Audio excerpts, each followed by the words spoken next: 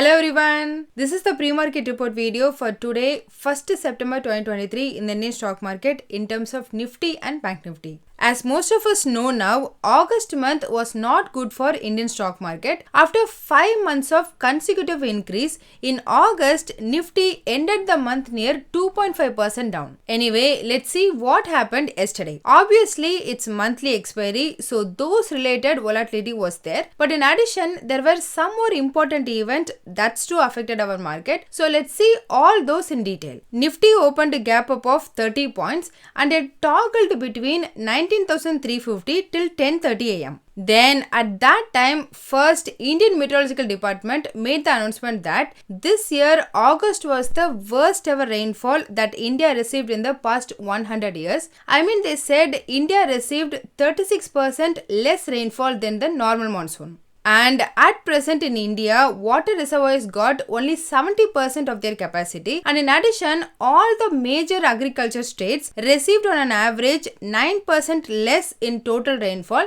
from June to till this period. This indeed put the pressure on FMCG stocks and started to push the Nifty down. Then around 11:30 am, London-Paris based market intelligence agency released the report that for India from Russia, oil import had a biggest monthly drop in the last 7 months. I mean, as per their report, India's oil import from Russia dropped to just 1.6 million barrels per day in August from over 2.1 million barrels per day in July. This immediately puts pressure on all oil related stocks. I mean, it's understandable, isn't it? With the Russian oil discount, oil companies makes extra money, but now that's dropping and Russia joins hands with Saudi Arabia. Especially yesterday, their energy minister made the announcement that Russia with OPEC meeting next week planning to do more oil production cut. If they cut their production means indeed that will affect the India's oil supply at cheaper price. Anyway, this puts further pressure on Nifty and made it to down near 100 points and closed around 19,250. Finally, there are some again and again Adani related issues as well. Thus, Adani stocks were the top Nifty loser yesterday. Sector-wise, oil and gas, power,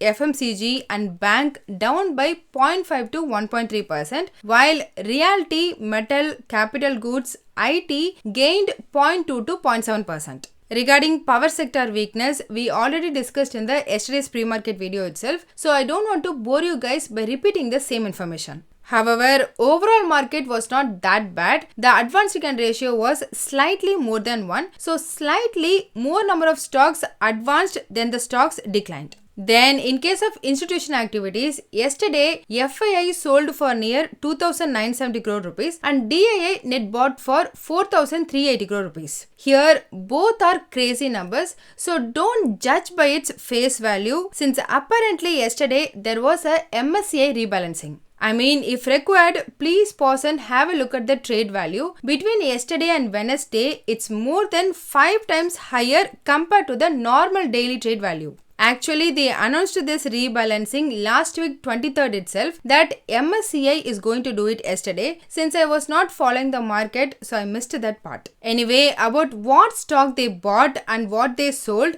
and what they rebalance, all those details they will tell us in their next monthly report. Let's see what they change. But for now, I found one thing. In the last 7 days, HDFC Bank trade volume was just around 1.65 crore number of shares every day. But yesterday, it traded for over 5 crore number of shares in one single day. And that does make sense why DII got over 4,000 crore rupees net bought value. I mean, we can interpret this that MSCI rebalanced HDFC Bank significantly, but all those we can't say now. Again here, if required, please pause and have a look. This is the estimated fund outflow from large cap stock yesterday due to the MSCI rebalancing. The list and the details was collected and released by the investment firm called Nuvama. By looking at this, it seems no wonder yesterday Nifty fell near 100 points. I mean, I roughly summed up all the value. So almost $1 billion worth of Nifty index stocks offloaded by MSCI yesterday. So that's what in detail about what happened yesterday. So summary, market closed negative because of monsoon effect, Russia oil import drop and this MSCI rebalancing. Moving to US, before their market opening, US Department of Commerce released the PC inflation data. The data came as it increased slightly compared to last month, but it was not much and it's in line with the expectation. So basically, market took that as positive and traded positive for most of the day, and also now it raised the hope among the investors that this is the peak interest rate, and it indeed dropped the 10-year bond yield. But towards the end, because of the issues around retail sector in US, Dow Jones turned negative. In the end, Dow Jones closed negative 0.48%, then S&P 500 down marginally 0.16%,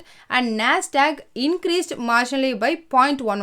Surprisingly, VIX dropped another 2% and moved around 13.5. In case of oil, as we discussed earlier, Russian Energy Minister's statement increased it by 2%. At the time of this video, WTI closed at around $83.5 per barrel and Brent crude oil was trading at near $87 per barrel. In case of Indian ADR, it's crazy down. I mean, both Infosys and Wipro down over 1%, HDFC Bank down about 2%, and only ICICI Bank down 0.73%. So, do we need to worry about this? I'm not sure about it. Again, I think this drop was due to MSCI rebalancing. If this fall is original and if it translates that to Indian market today means, then Nifty might fall another 100 to 150 points. But I don't think this will translate and I'm hoping that I'm right. About GIFT Nifty, early morning it closed at 19,425. Again, here also that ADR drop didn't reflect at all. One more reason why I think that it will not translate. Anyway, back to GIFT Nifty. Based on yesterday's closing, it got now 170 points premium. Usually the premium will be around 100 points. So there is a high probability that either GIFT Nifty will drop 70 points or Spot Nifty will gap up 70 points opening. Let's see which one will happen today. So that's what happened yesterday. About India specific info, there are only couple I like to highlight. First, yesterday evening in the aftermarket hours, Ministry of Statistics released the India's GDP growth. The data came as 7.8% growth, which was in line with the expectation. So I consider this as slightly positive, not much.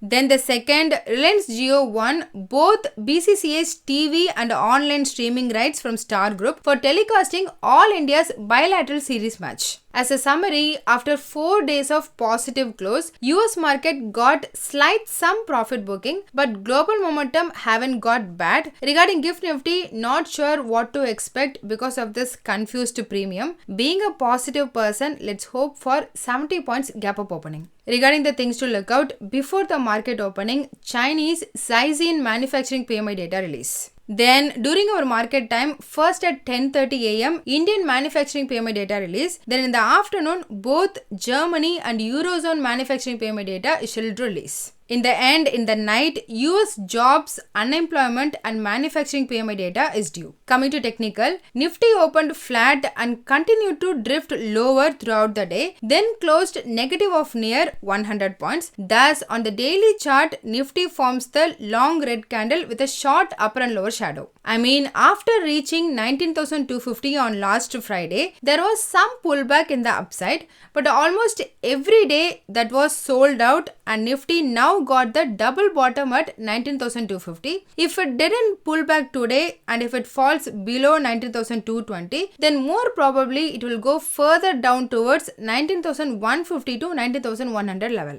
Even both momentum indicators on daily and hourly charts are also suggesting weakness, thus a consolidation is likely to persist. In terms of levels, 19,100 to 19,000 is the crucial support zone, while 19,400 to 19,430 shall act as the immediate hurdle zone. Then Bank Nifty also witnessed follow-through selling pressure and closed in the negative for the second consecutive day. The daily and the hourly momentum indicators are providing a divergent signal and hence a consolidation is likely. Daily Bollinger Bands are also contracting and indicating that there could be some consolidation in the near term. The range of consolidation will be 43,600 to 44,700. So that's all in this video. Hope you all got some useful information. Please consider subscribing the channel and liking the video so it will help me beat the YouTube algorithm and will also motivate me to do more. Please don't make any investment based on this as I'm not a SEBI registered advisor.